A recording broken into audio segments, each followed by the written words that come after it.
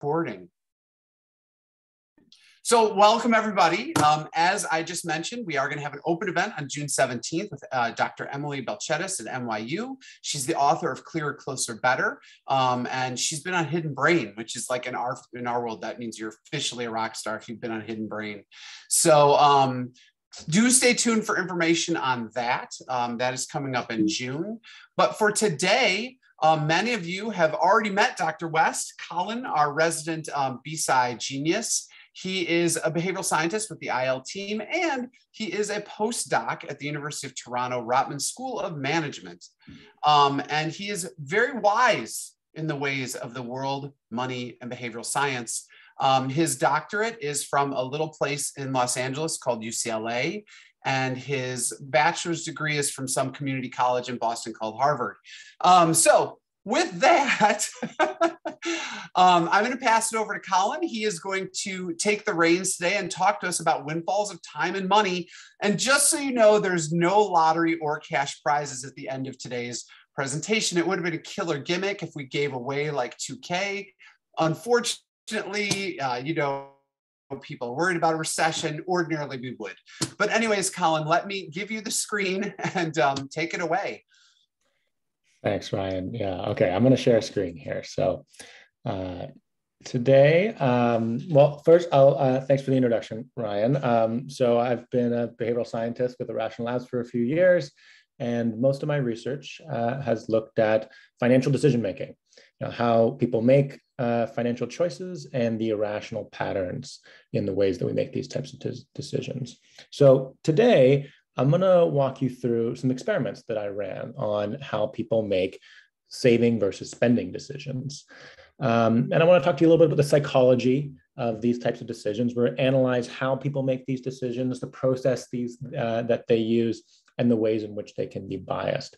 And what I hope this can achieve is an example of like, how do you empirically and with data analyze this type of big, important decision that is in all of our lives.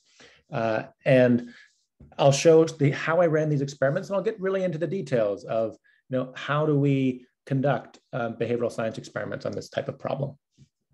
Okay, so first I want you to think through just how, if you received a $1,000 bonus, something that we all might, if we're lucky, get some time in our life, how might you allocate this money? Some people might just drop it into their checking account and spend it ad hoc over time, losing track of how they actually allocate it. Other people might use budgeting tools, especially if they don't have a lot of slack in their budget. They might use tools to help them. So what kind of tools do we use? You can think of some common ones, like just a spreadsheet, right? Often we use a spreadsheet. Here's an app from Bank of America. They break up your spending and your saving into categories. They calculate based off of, trying to match your expenses that they see in your credit card to different types of spending categories. You're probably familiar with this. And they give you dashboards. It's a tool to try to help you think about how to allocate money and how to spend money. Here's another example from JP Morgan Chase. Same thing. They create these kind of, little piggy banks, digital piggy banks, and they show how much is going into each. There's also a lot of general purpose apps out there that can help integrate if you have multiple bank accounts. So one of those is Mint. Maybe you're familiar with Mint. They're a kind of popular one by a company called Intuit. And they do a similar thing, right? They aggregate your different bank accounts across maybe investment platforms that you have, across different banks and different credit cards. And they try to give you dashboards on how you've spent money and give you tools for how you might allocate new money coming in, right? There's another one called Good Budget, and they use what they call the envelope theory, where they have you kind of create these digital envelopes, and they have you set targets for each envelope and then see how you spend down from each envelope. And then, when I've been doing this research, if you look at kind of anthropological accounts, you see that, we use digital envelopes now, but for people who've been budgeting for ever since there's been money, you sometimes using physical envelopes or jars. There's accounts of people giving money to multiple friends or family members for safekeeping. They'll give money for, an emergency to one friend and say, you hold on to this. They'll give money to another friend for another purpose. So people have always been pretty clever with how they divvy up money physically separating it so that it's used for different purposes. Another thing that people do is they join savings clubs. This is common in a lot of developing countries in Africa, where people will join informal clubs with their friends and commit to contributing to kind of a central pot, a certain amount each month. It helps them to earmark money and psychologically separate it from other money. So that's, we know that we can have a tendency to overspend, and we can often be quite smart with how we think about solving this problem. However, these different types of budgeting tools that we use can be helpful, but they can also get us into trouble depending on how they're designed, right? So if you think fundamentally, all the budgeting tools that I've showed you involve dividing money into categories and then following a set of rules to allocate to and spend from these categories. But there's countless ways to do this, the ways that you could set up a different budgeting tool. The design features are almost endless, and the specific designs can have a big impact on how we allocate our money. And that's what I want to talk about today. In fact, I'm going to argue that the design of these budgeting tools can sometimes be more influential than our attitudes about money and even our current financial circumstances. So all of these tools, they're intended to help you make better financial decisions. That's the purpose, right? But they can also lead to biases depending on how they're designed, right? And we often in behavioral science call this the choice architecture. How is the menu designed, and how does this influence how we use the menu, right? So in this case, the menu might be the online banking software that you use, or mint.com, right? Things like that. And the important thing about choice architecture is there's no neutral design. There's no way to do this to say, oh, I'm just going to be completely agnostic. However you design, it's going to influence people in a certain way, right? So what we want to think about is, okay, which designs lead to which types of financial allocation decisions, and where might be people, what are the specific features that might lead people to be biased, right? So let's return to our example of the $1,000 bonus for a moment. So you get this $1,000 bonus, and just take a moment. Imagine you only had two categories. How would you allocate it across spending and saving here, right? And I've asked people this question. I've gone out and recruited a representative sample of Americans and asked them how they might allocate this. So I'll give you, when you just give them this very simple question, what do people say, right? So this was the answer, right? This is the median spending, median saving. So people spent a little bit more of it, but they basically broke it down close to 50-50. Okay, so what if I did this? What if I changed the menu a little bit? And I now, instead of having one spending category and one savings category, I have one spending category and four savings categories: saving for retirement, saving for a vacation, saving for a rainy day, and all other saving. This is not too dissimilar from some of those budgeting apps that I showed you. Okay, now what do people do?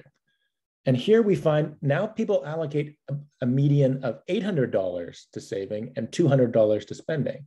So we've just increased their saving a ton by doing nothing but changing the menu, right? If you sum up these four categories, all of a sudden, it's the same decision here. But we see that people allocate a huge amount more. And the important thing about this is I asked people, would this influence your decision-making? If I split up the categories like this? And what do people say? They say, of course not. This is just I know how I want to spend a bonus. I've got, things that I need to spend on, things that I want to spend on. I'm not going to be influenced by a trivial feature of the menu. But when you actually randomly assign people to different menus, you see these huge differences in how people end up allocating their money. And I can do the same thing in the other direction, right? Okay, so now I break up your spending categories into four subcategories, and I give you one overall savings category, right? So now when I do this, what happens? Now, all of a sudden, rather than saving a lot, now people allocated a median of $650 to all spending combined and $350 to saving, right? So there was kind of a little thought experiment that I gave participants in studies. And I'm seeing, oh, geez, there's really big differences here. What's going on? And so I set out to run a whole bunch of experiments to look into this more deeply. So one important question might be, does this bias occur when there's real money at stake. I just gave people a hypothetical, maybe they're not thinking very closely about it. So I ran an experiment to test this out, and I'll show you the design of it. And this is the kind of, I wanted to walk you through really kind of nitty-gritty examples of behavioral economics experiments to show like, how do we address this question using laboratory experiments, right? So here's what I did, is I offered people a chance to win a real $1,000, and they chose how to allocate this money between spending and saving. I told them any amount that you allocate to spending, you'll receive it in a check in 2 days. And any amount you allocate to saving, I'll send you in 6 months plus 10% interest. And then of my study, I randomly selected one person. I really sent them $1,000, however they wanted to receive it. They could put all 1,000 into the spending bucket, and I sent them a check right away for $1,000. Or if they put all of the money into the savings bucket, I would send them a check in 6 months for $1,100, right? Plus the 10% interest. So then I looked at how people actually allocated this money. So if you look in the control condition here, right, I just got 2 categories, spending and saving. And then I listed in brackets a whole bunch of reasons that people might want to spend the money, like different spending categories and different savings categories. And then in the treatment condition, so random assignment, right, I just broke out the savings categories into, I took the ones that were in brackets and I made them separate categories, right? So the reason I did this is I want to hold all the information constant. So I'm giving you the exact same information, remind you all the reasons you might want to save and spend. And all I'm doing is either partitioning out the savings categories or collapsing them into one category. But people knew, however much I allocate to savings in total, that's the amount I'm going to get in 6 months, right? So from a purely rational economic standpoint, this should make no difference, right? You're the type of person who wants to save, or you're the type of person who wants to spend. If I do a little manipulation to the menu, this should have no impact. Let's take a look at what people actually did when I showed them this. They allocated an extra $179 to savings when it was partitioned out in the treatment condition that I just showed you. So this is kind of an identical decision between getting a sooner, smaller reward, the check in 2 days, or a larger, later reward, the check in 6 months. And that's an important thing, that we make these trade-offs all the time. And here's an important decision that people are making, and they have a chance to win real money. And here they end up saving a whole lot more just by partitioning out the savings accounts. Colin, we have a question in the chat from Adam. Yes, please, Adam. Adam, why don't you verbalize? I was just wondering, and hopefully I'm not misunderstanding the setup here, but were they obligated to stick to the allocation they signed up for? So, we're saying that with real money, they said that they would save more rather than spend, but if they can just win the money and then do whatever the heck they want with it, then is that really a thing? Yeah, I like that. So if they put the money into saving, they won't get it right away. They don't get it for 6 months, right? So they could change their mind in the spending condition. They could say, oh yeah, I want the check right now, but then I'll end up saving it. Does anybody really earn 10% interest guaranteed? No. If they were thinking of saving it, they should probably go with the check in 6 months and get the guaranteed 10% return, right? So the answer to your question is like, kind of. I mean, I can't change my mind in the saving condition. I could in the spending condition, but I'm basically giving up a really good investment vehicle if I chose to do that. Does that make sense, Adam? So it sounds like what you're proving is that people will delay gratification. Yeah, it's very similar to those studies. Like there's a whole set of economic studies on what you call intertemporal choice, right? Which is delay gratification. How much am I willing to wait? And that's something that is really difficult to move. There's a whole psychology literature trying to say, how do we make people more patient? That's such an important part of making good financial decisions. And what I'm arguing here is one way to do that is to change the menu, change the budgeting menu that they're using. That actually, in effect, makes people more patient. To make sure I'm understanding correctly, how do we separate between the multiple partitions you made and just the fact that you said, do you want $1,000 now or $1,100 in 6 months? Well, they do. So if we recall the conditions, right, I'm just going to go back one page. Yeah. So if they go back here, they either see this menu or they see the treatment menu, right? So in both cases, they're making the exact same choice. Do I want the money now?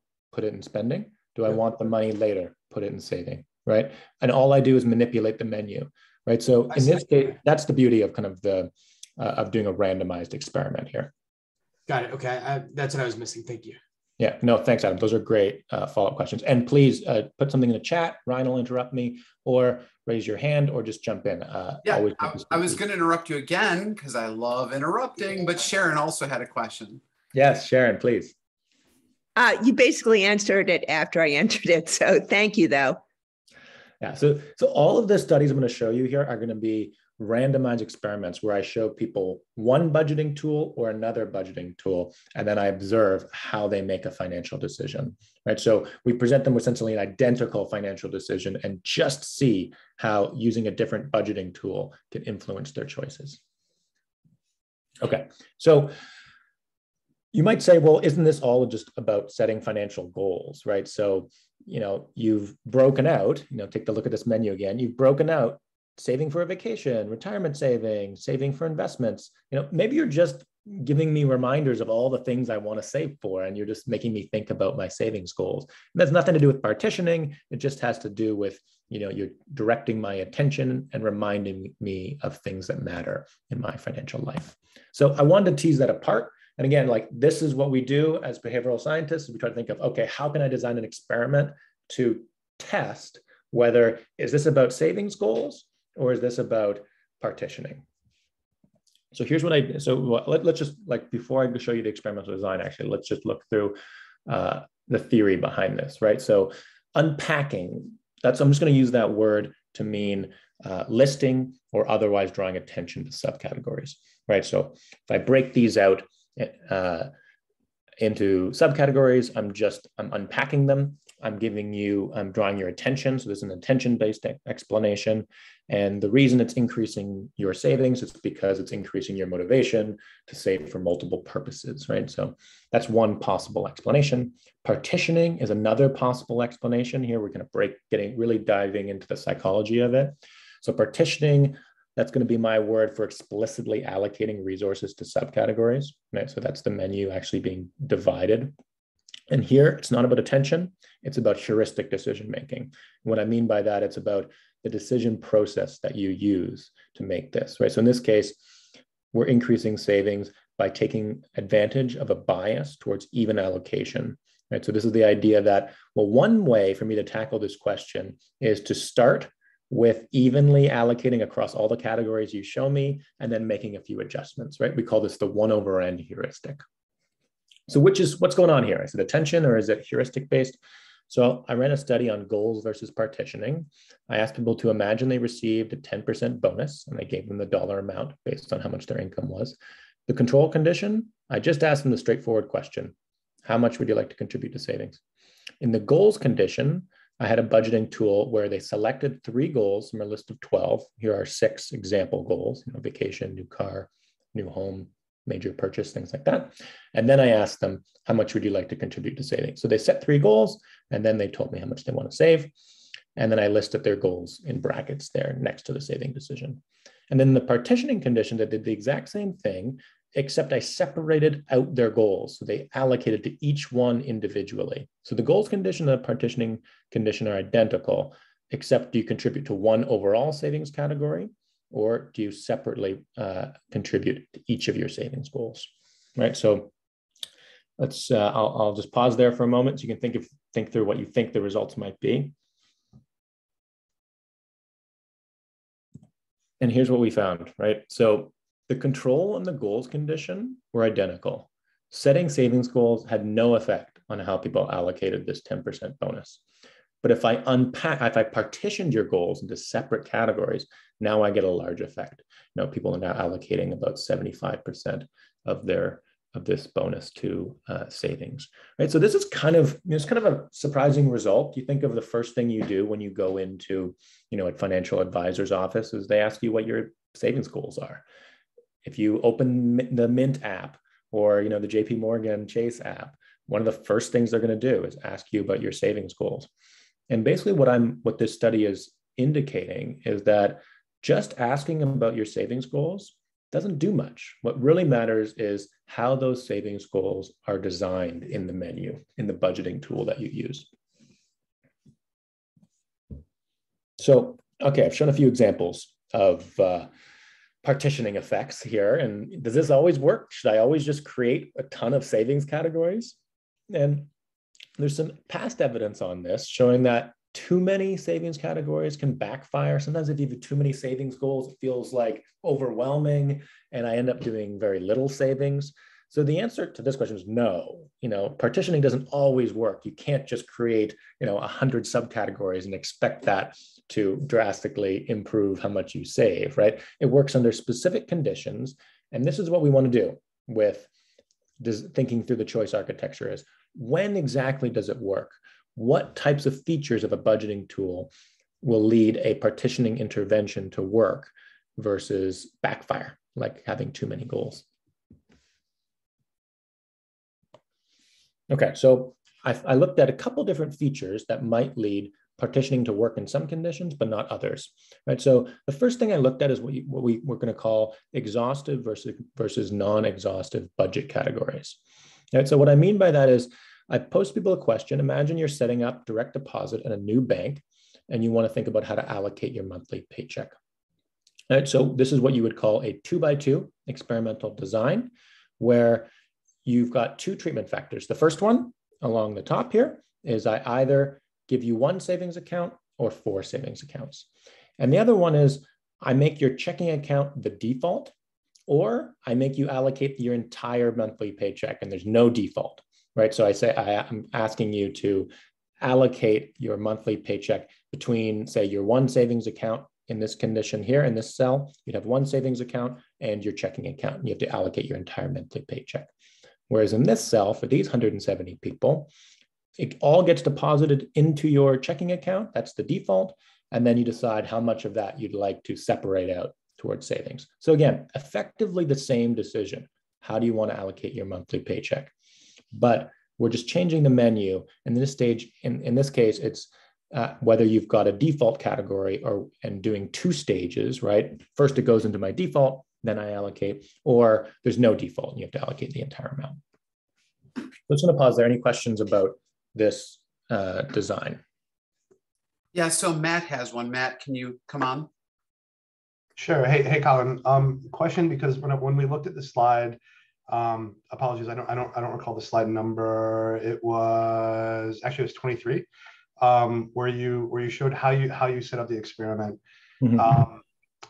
I'm trying to understand if there's an impact. I'm trying to understand the impact of relevance. So the difference between asking somebody to choose from, here's 6 preset categories of things that people typically save for, choose the 3 that are relevant to you, versus what are the things that you're interested in saving for, and then allowing them to partition specifically to those things, if that makes sense. Yeah, it does, right? So we took a list. We were working with Betterment, which is a fintech app for this, and they provide their customers with a list of 12 or a write-in. So we kind of did the same thing, right? So you got a list of 12 common goals, or you can create your own kind of obscure one. And then what we would do over here is we would populate, this list, right, with the goals that you chose, right? Right. So it is your chosen goals, right? Which I think is better, right? Because if you just have people like say, hey, which ones are relevant to me, and then that disappears, I don't think there'd be much of an effect, right? Sure. But potentially, yeah. I guess what I'm trying to parse a little bit is, because I'm working on something like this a little bit right now. What I'm trying to parse is the difference between saving for buying a home versus saving for, I'm trying to buy a bike for my daughter, Marcia. You know what I mean? Like that type of like hyper relevance. If there's any potential impact to that, but it sounds like relevance is important, but maybe we don't know how important. Yeah, and I think a big like how specific your goal is. I think there's a huge amount of research being done on setting good goals, right? And the first thing you always hear is they need to be specific and relevant, right? So saying a bike for my daughter Marcia is better than saying an upcoming purchase, right? However, that's part of what we wanted to study here. Is what we're actually finding is that the goals themselves is not what's doing the work. It would be actually partitioning out money or a bucket that it says, a bike for Marsha, right? That's what's doing more of the work, right? This is a lab study. We want to be doing this, with, do goals not matter at all? I don't want to say that, right?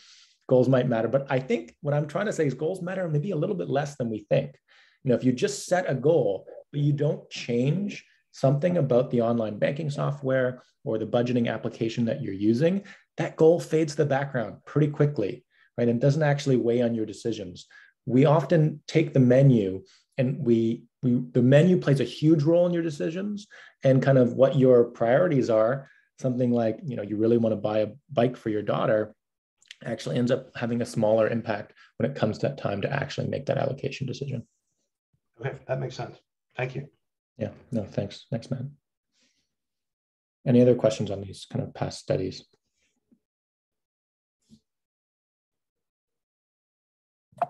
Okay, so I'm going to go back to this one here, right? So, okay, now we're looking at, does it matter whether you do the common thing, right? The most common thing you do is money when you get your monthly paycheck gets dropped into your checking account, and then you allocate it from there into different savings goals, investment accounts that you might have, paying down particular bills, right? So does it matter whether it goes directly into your checking account or whether you have to actually allocate all of this money with no default? And what we find is that the default really matters here, right? So the blue conditions are when you've got a default checking account. So this first blue bar shows how much of your monthly paycheck people choose to allocate towards savings when they have one savings account and a default checking account, right? So they're about 19%, right? But then if you do the same thing, the other blue bar, right? So for savings account with a default checking, just like our previous studies, partitioning matters, right? We've moved them from about 19 to about 24%. So that's not trivial, 5% increase in the amount that they allocate towards savings.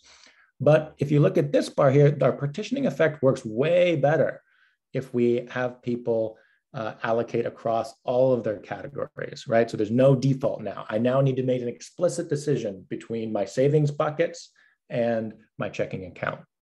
So you can imagine why this might work, right? If there's a default category, maybe I'm not using this 1/n spreading heuristic as much, right? I'm saying my default is that everything's going to end up in my checking. And now I think about, how much can I afford to carve out towards saving, right? Whereas you're in a very different mindset when I make you allocate the entire amount from the beginning with no default.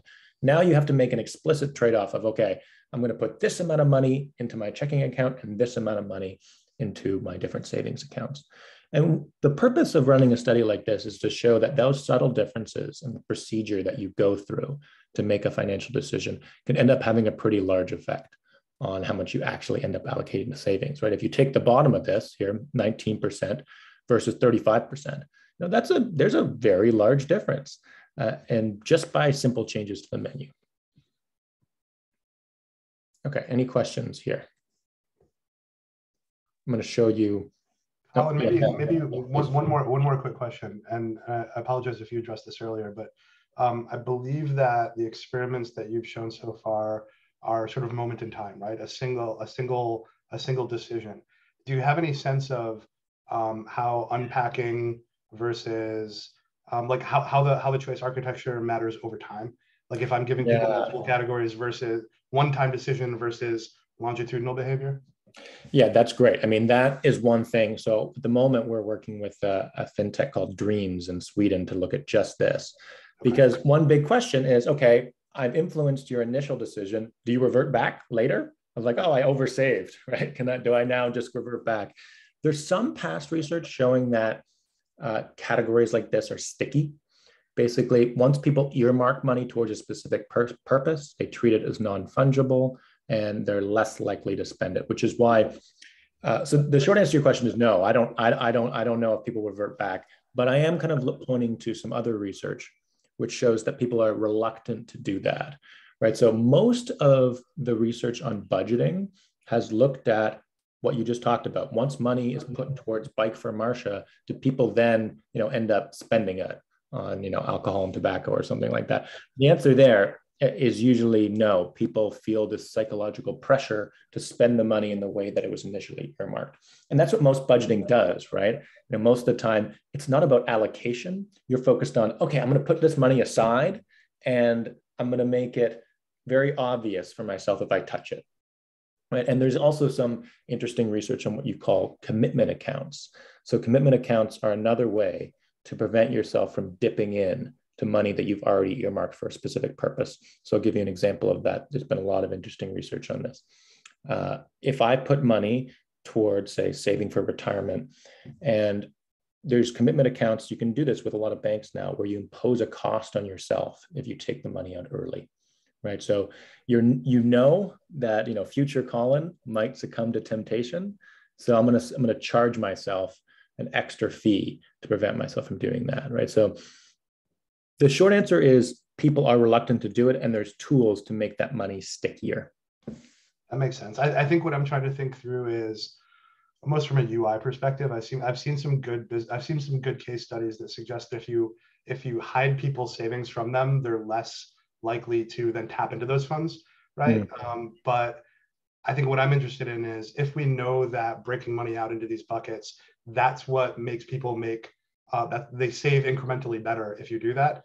Keeping those buckets a persistent UI element and showing it to them consistently over time, will they consistently save into those buckets over time? Yeah, I think that's probably true. Okay. But I would also say, and what we're doing with this fintech in Sweden is taking advantage of windfall moments, right? So I may not want to actually create, 7 different savings categories. What I really need to do is just create a decision aid. Is when I get a tax return, for instance, how do I want to allocate that money? And you walk people through thinking, how should I think through how to allocate this? Well, tell me your savings goals, and then I'll partition them out for you, right? And that might be more effective than just saying, a lot of the times you might just have, a financial advisor or, a friend saying, oh, you should, just pressuring you to say carve out 10% towards saving. And what I think this shows is that you really want to pay attention to the design of the menu, and that could work as a one-off, right? Once the windfall's been allocated like that, people might be reluctant to change it. So you can do this in a light touch way where I only need to have this partitioning happen for one moment. But I think you're right. I think it would be even stickier if it kept showing up every time you go back to, your Mint app. It's showing up in this partitioned way, and you'd be less likely to then draw down from it. Very cool. Thank you. Yeah, no, those are great questions. Yeah, thanks. Okay, one other I'm going to look at here is another feature that might lead these partitioning effects to work sometimes, but not always, right? So this is what we call simultaneous versus sequential allocation procedures, right? So I want you to imagine 2 different ways that some people might allocate a bonus. One might be, I get a bonus, I'm going to first pay down, some bills that I've got, then I'm going to make a purchase that I want, then I'm going to, pay down a debt, and then I'm going to allocate the remainder to spending, right? That might be a common way that a lot of people tackle this decision. And another might be a simultaneous one where all at once, I'm going to divide this bonus across my different goals, across spending, across kind of say 3 savings goals, and I'm going to do it all at once, right? And maybe I'll change it later, but as we were talking about, people tend to be sticky with this. So let's compare a sequential allocation procedure against a simultaneous allocation procedure. So that's what I did, is I gave people another hypothetical bonus, and I had them allocate it, had them select 3 savings goals, just as they did before.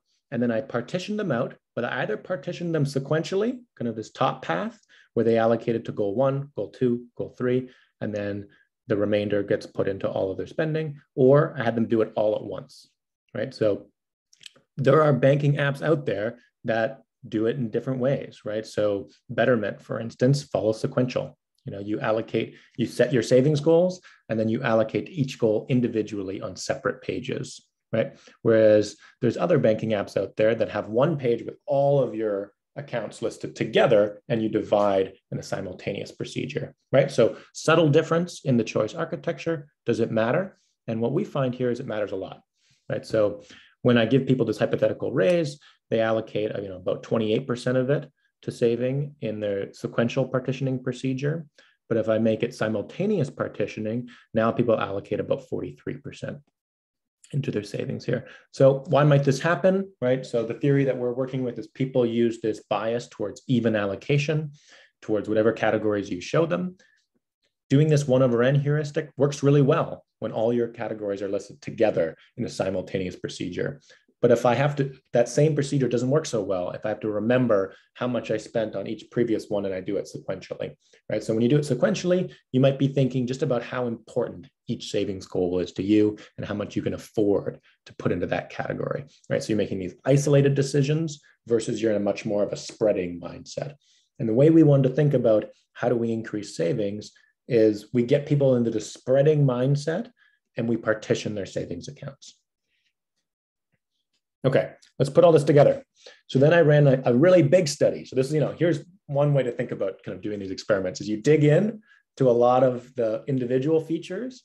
And then I created 5 different budgets, learning based on what we learned from the previous studies, and randomly assigned people to 5 different budgets and compared all of them all at once. Right. Okay. Hey, Colin, I'm gonna interrupt you real quick because I know you're putting it all together, but I think Prashat's question is a little step before this. So Prashat, do you want to come on?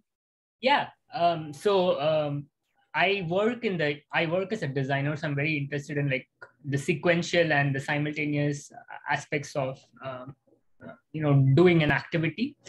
So would it help if you kind of allocate sequentially, but you show a summary of what task you have done? Like say the first one is for vacation, and in the second step you show, okay, you have allocated like $100 for vacation, and now we're allocating $100 for housing or something else. Like, would it help if I show that previous activity as I progress through my? Yeah, that's an awesome question, right? These are great. There's so many things about the menu that you can manipulate. And that's exactly the way that we want to think through this of, okay, what if I give them a running tally, right? Or I allow them to keep track. My prediction, this is something you could totally do in a study. My prediction is that would land in the middle somewhere, is if I know how much I've spent towards other goals, maybe I'd be more likely to match that. Maybe I do kind of a matching procedure, but you're still focusing my attention one goal at a time, right? So I still don't think it would do as well as simultaneous partitioning, because you're just thinking about, okay, what mindset does the menu get you into? And a simultaneous menu really, makes you think, I need to spread this money across the categories that are presented here. It's very much the best way to solve this is thinking about as spreading.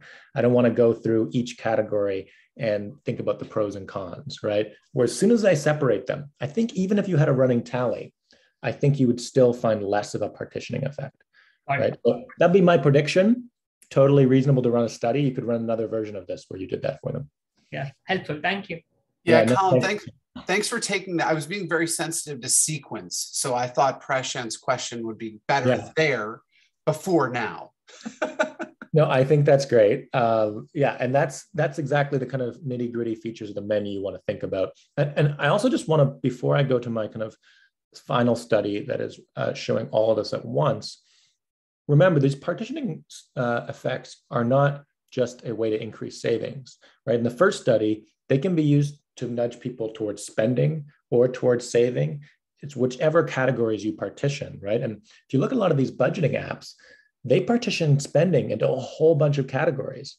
So they think they're helping you by having, 10 different categories for spending, right? But what they might actually be doing is partitioning spending categories and end up nudging people towards allocating a whole lot more to spending, right? So just like any other behavioral economics nudge, this can be used for good or for ill, and sometimes inadvertently by the menu designer. So if you're not thinking about how is my menu influencing people's allocation decisions, you might be inadvertently pushing them in one direction or the other.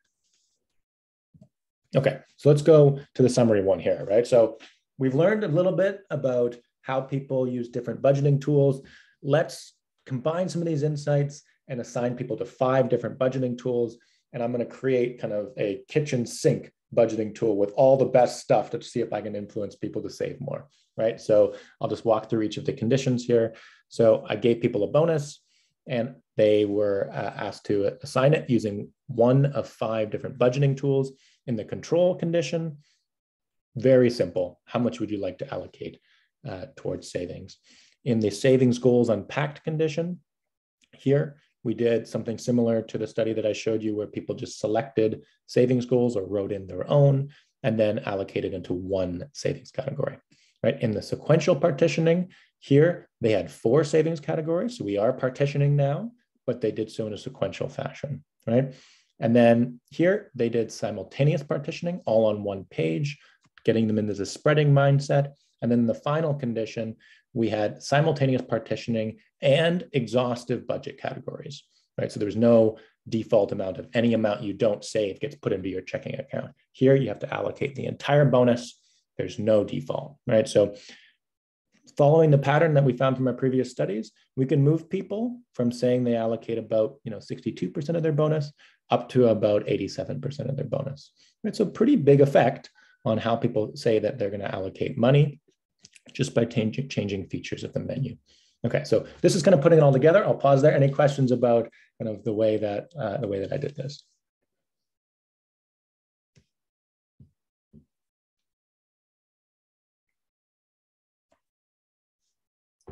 Okay. Yeah, Colin, I'm just curious, how many people were in this study? What was your N?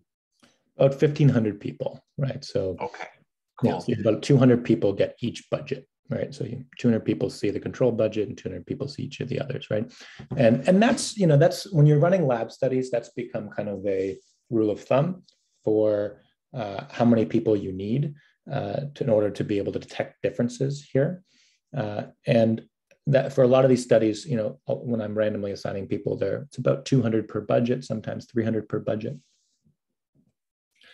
So let's just kind of go back a little bit to our initial question here, right? So we were thinking about when people receive a bonus, how do they allocate it, right? And if you just presented this question to them, people have strong opinions, oh, I really need to save right now, right? Or, there's something I really want to buy. I've got decent savings, let me just allocate this towards spending. But what we find is that the types of tools that they use really matter here, right? And I'll just kind of think through of like why we did this kind of stuff, right? So one thing is, this is the value of an experimental approach. We couldn't just ask people why they did what they did, right? Because when we did that, they said that the menu is going to have no effect, right? It's all my preferences. It's all about how much I think I should spend versus save right now. That's why you need to run this in a randomized controlled trial where you randomly assign people to different budgets and actually observe how they make a decision rather than just asking them. And then the choice architecture often matters, and often matters a lot more than what people's goals might be, or how risk averse they might be, how much they actually need to save right now. The type of budgeting tool that they use might actually be more important than all those things that we think of as so important for how much somebody actually ends up saving. And then the other kind of lesson from this is we want to be really precise about the features of the choice architecture that are influencing decision-making. I started with just, hey, you should break up savings categories rather than breaking up spending categories. But as I showed you in some of the later studies, breaking up savings doesn't always work. If you use sequential partitioning, it doesn't do nearly as much. And if you have a default category, pretty negligible, right? So you have to get really specific about what are the features of the choice architecture when you're a menu designer. And then the last thing I'll say is, part of what we're trying to do here is think about how do you design choice architecture that aligns with people's own stated goals, right? Often, sometimes behavioral economics can be a little bit too paternalistic.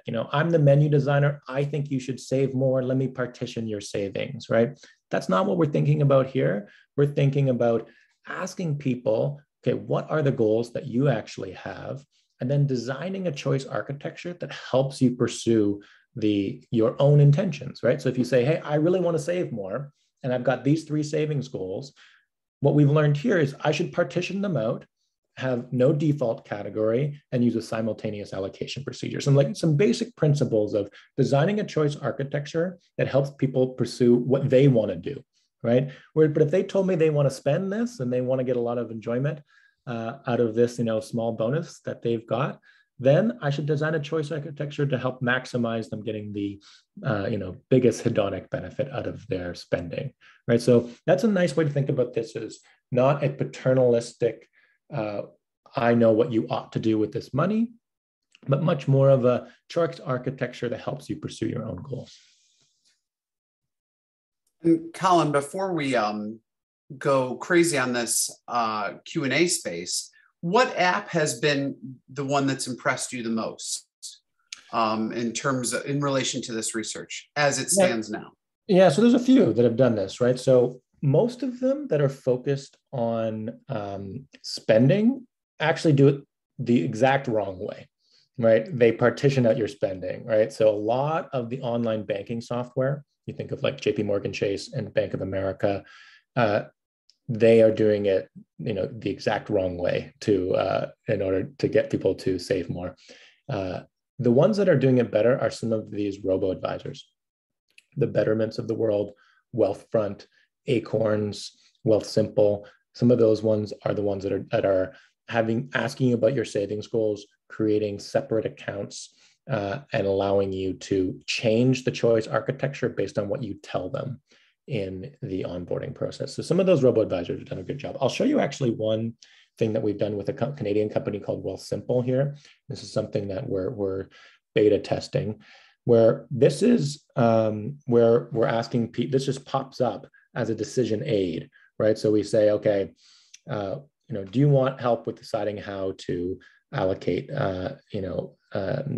last month's income, right? So what we did here was we asked people to put in their last month's income, select 3 savings goals, and then we used simultaneous and exhaustive budget partitioning at the bottom here, right? So this decision aid was designed to give them a recommendation on how much to save, right? And this is what we were pitching to Wealthsimple, which is a robo-advisor in Canada, and saying, these types of little tools that you can offer to people that partition in a way that align with their goals might actually help people save a lot more, right? So the short answer to your question, Ryan, is think about the savings apps, the ones that do that, they're doing it well, whereas the budgeting apps that are trying to help you, spend less actually might be shooting themselves in the foot.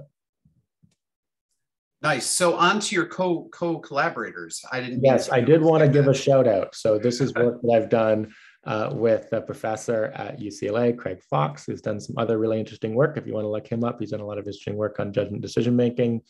Another professor at University of Southern California, Colin Uckelman, and a PhD student at UC Irvine, Patrizia Arundel. So these are the people who have worked on this with me, and I want to give a good shout out. But with that, I will open up to any questions about these studies, or just kind of about if you have other questions about kind of the design of fintech apps.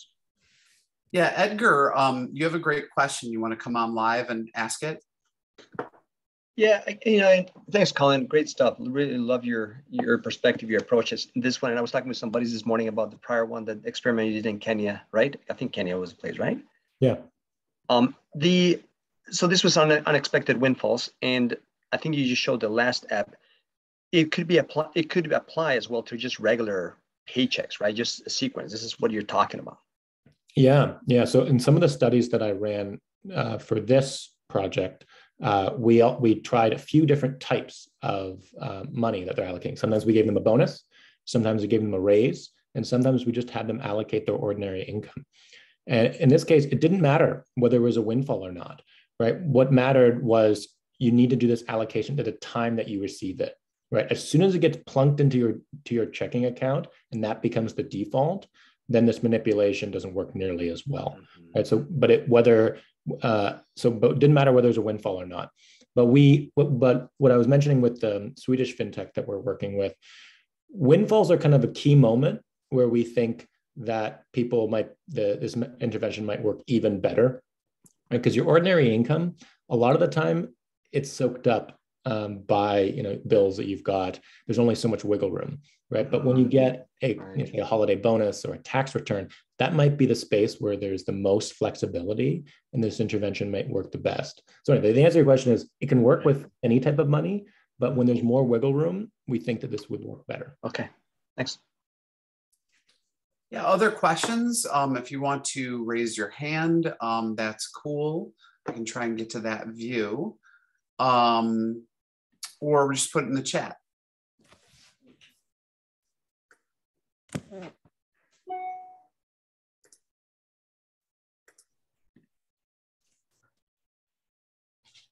Or maybe, Colin, what we need to do is partition different kinds of questions, like brilliant questions, silly questions, questions that for people that weren't paying attention. I don't know. Prashant has a brilliant one here. So would it be, does it matter whether it's, household budgeting? And the professor I mentioned at UCLA, Craig Fox, he's looked at this with corporate capital allocation and other similar decisions. So, when a board is deciding how much money to allocate towards, say, R&D to different departments within a conglomerate, the partitioning can have a big effect there as well, right? So the short answer is, yeah, it's not just about household budgeting. This can affect organizational decision-making as well.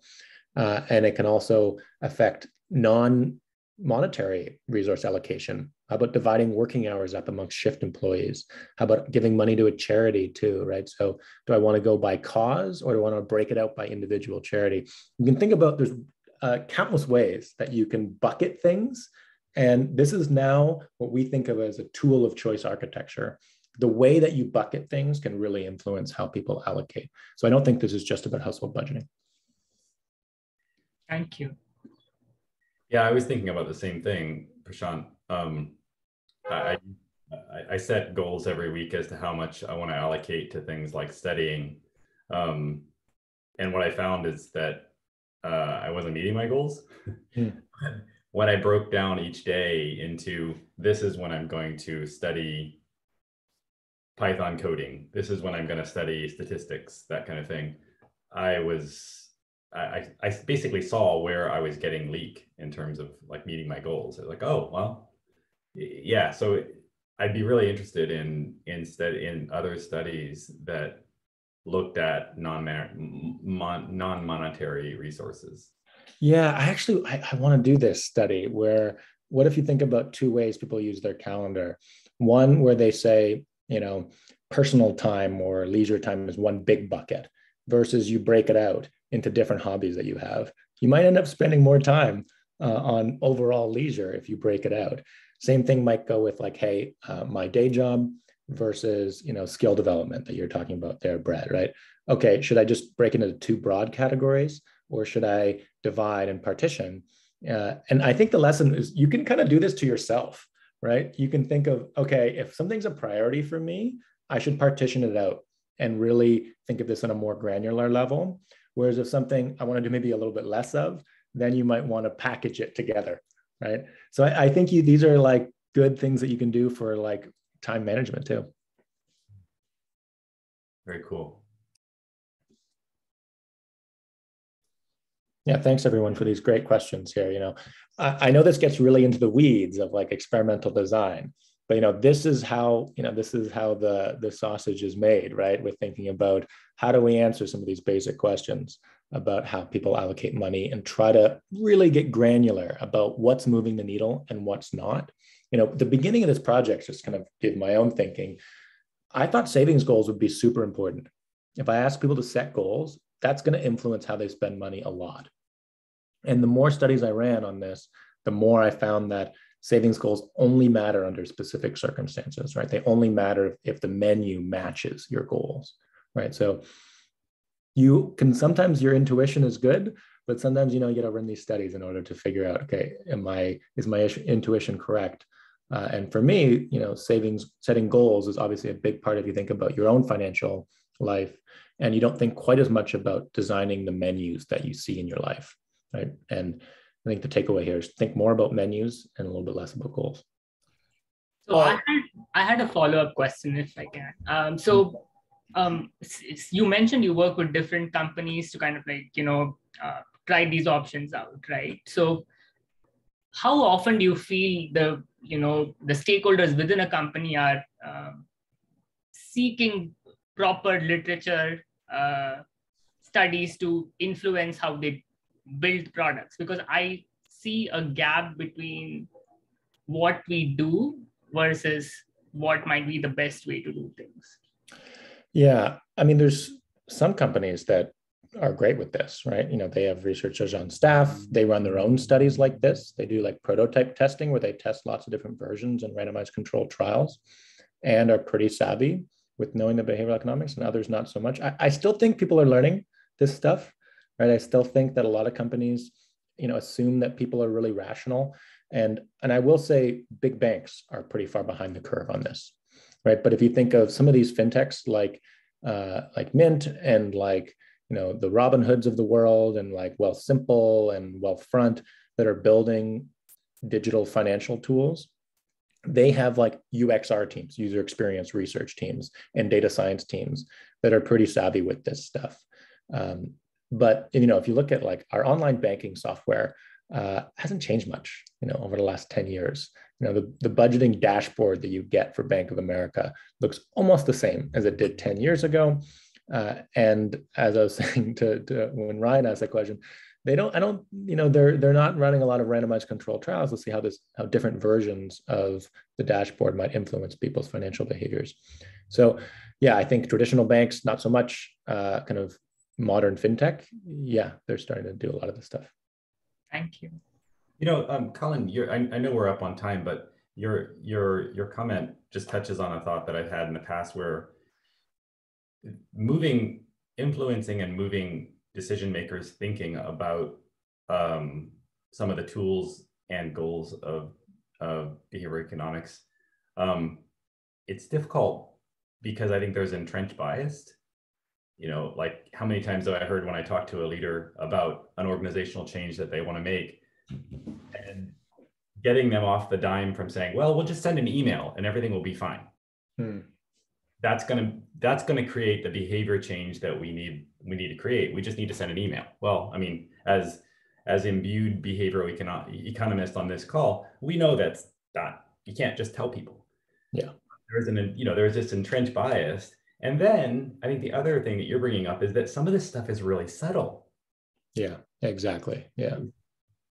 And so all of this is to say, I would really love perhaps for a future event to hear from other people in the field like yourself in terms of how do you overcome some of the big barriers to behavioral intervention?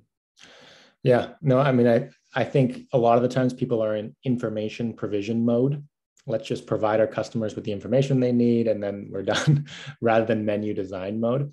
And, I know we're past time. Like very quickly, the thing that often works best is you think about chatting with them about de-risking, right? Hey, you've got a new feature. Before you spend all your engineering time building it, let's spend some time tinkering and testing with the menu design. That can be, the most effective, but no, you're still right, Brett. A lot of the time, they're in information provision mode. Yeah, and great ideas there, Brett, for some future events. So thank you, Colin, again, for all your time today. We always enjoy your insights. I feel like you're going to become a fan favorite. We might have to do an NFT of you. All money would go directly to my Swiss bank account, which has all the partitions I need. But thank you all for coming by today. I hope we'll see you all soon. June events, like I said, we have the June 17th, and then we're shuffling some things around because we locked the 17th, so stay tuned. You will get a communication on that. Colin, if you have 5 afterwards, that would be great. Otherwise, I'm going to stop the recording